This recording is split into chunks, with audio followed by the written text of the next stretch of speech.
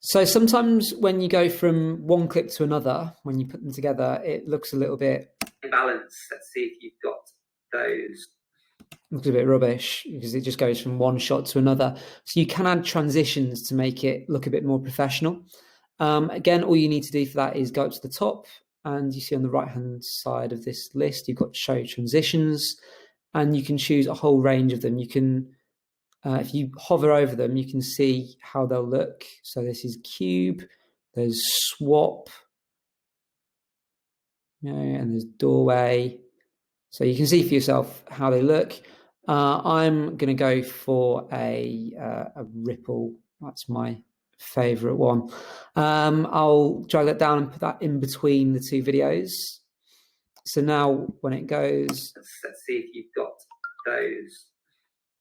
There we go. And what you can also do is make that last longer if you want. So if you double tap on the transition, you get to extend how long it lasts for. So it's much slower in the way it changes. So you go to like 3 seconds, for example, and now you'll see it's much longer transition. When balance, let's see if you've got those. Right. Always worth mentioning as well, just to clip the bits that you don't need out once you've done that transition.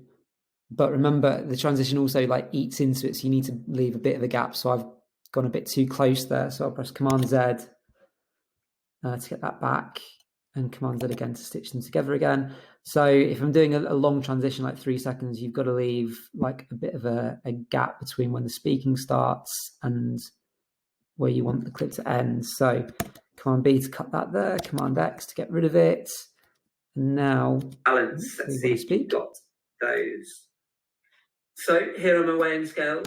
Yeah, that worked better, although it wasn't very good on the way in. So actually when I do it, I'm going to have a much shorter transition, just 1 second for me personally.